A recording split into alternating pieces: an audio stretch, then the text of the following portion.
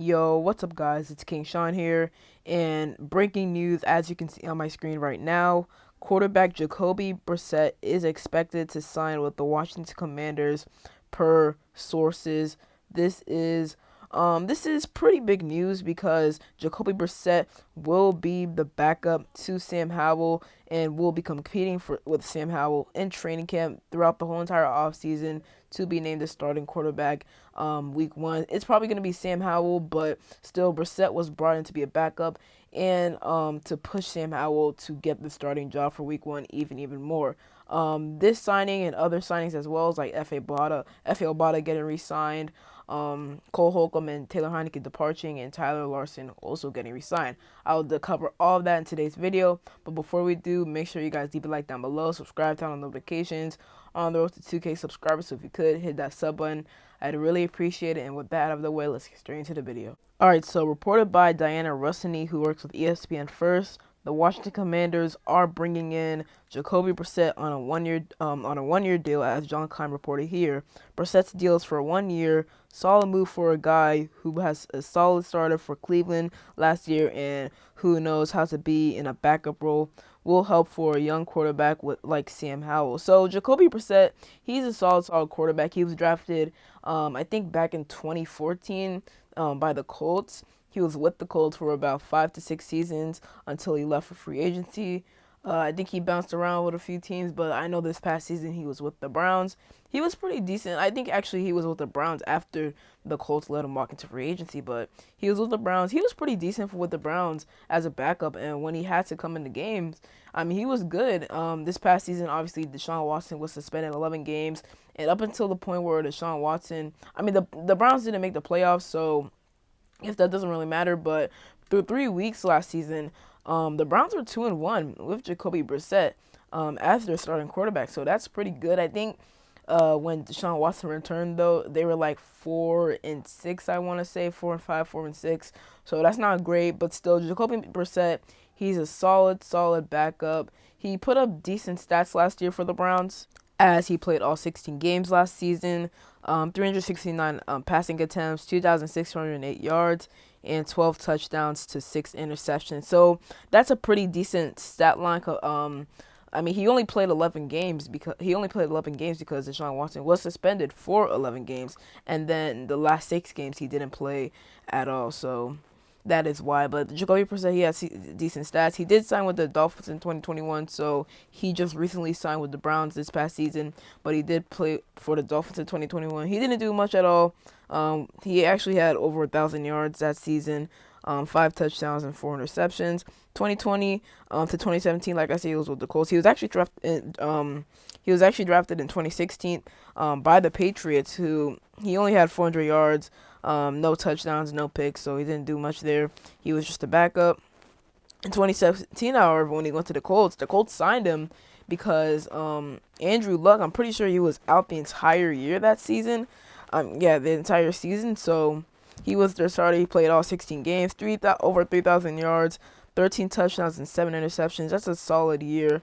And then 2019, he played 15 games, 447 attempts, over 2,900 yards, and 18 touchdowns to 6 interceptions. That you can consider his best season statistics-wise. So I like Jacoby Brissett. I think he's going to be a good backup to Sam Howell. Like I said in my intro, he's going to bring some competitive. He's going to compete with Sam Howell a lot. He's going to push Sam Howell to make him want to become the starting quarterback week one, or quarterback one for week one for the season. Hard. So I like Jacoby Brissett. I really like the addition of him. John Keim reported this morning that he was our top option when Taylor Heinecke got signed yesterday by the Falcons. We wanted to re-sign Taylor Heinecke, but he went back to his hometown Falcons. Understandable, and he's gonna back up whoever the starting quarterback is gonna be. Maybe Desmond Ridder. Maybe they draft or sign someone. So Jacoby Brissett was their option number 2. He was right there with Taylor Heinecke at the top. So I think Jacoby Brissett is a good signing. Let me know down in the comments. Next up, we have the F.A. Obata signing. Ian Rappaport reported NFL international Papway star F.A. Obata has agreed to terms to return to the Commanders on a 1-year deal worth up to $3 million, sources say.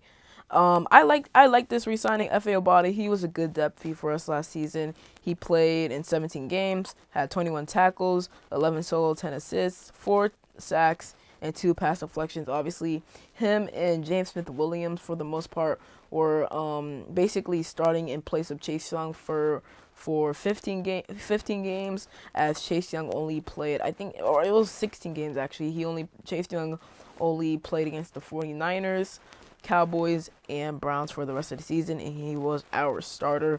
So I like F.A. Obata. Nothing much to really say here, just re-signing depth. And then we also have Tyler Larsen, who the Commanders also re-signed.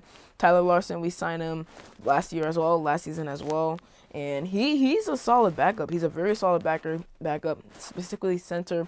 When he came in for Chase Roulier, when he got injured, Tyler Larsen was really good, really good, especially compared to guys like Wes Martin, Nick Martin, Keith Ismail, who we started in 2021 when Chase Roulier went down, and then we decided to start Tyler Larsen, who was pretty good, in place of him instead of Keith Ismail. So I like this Tyler Larsen re-signing. I think it's really good for depth. Now our 3 centers on the roster, Chase Roulier. We're trying to retain Chase Roulier. Obviously, he's still under contract, but the cap hit for the season is a bit too high, so they're probably going to try and restructure his contract. That's most likely. And then obviously they signed Nick Gates, who can play center, guard, tackle, wherever you want him to play. Most likely center or guard. And then just now they signed Tyler Larsen. So I like this Tyler Larsen re-signing. Comment down below if you guys like the Tyler Larsen re-signing and the F.A. Obata re-signing as well. And real quick before I end off this video, just wanted to get to the Cole Holcomb and Taylor Heinecke news, starting with Taylor Heinecke. Signed a 2-year, $20 million contract with the Falcons. Congrats to Taylor Heinecke.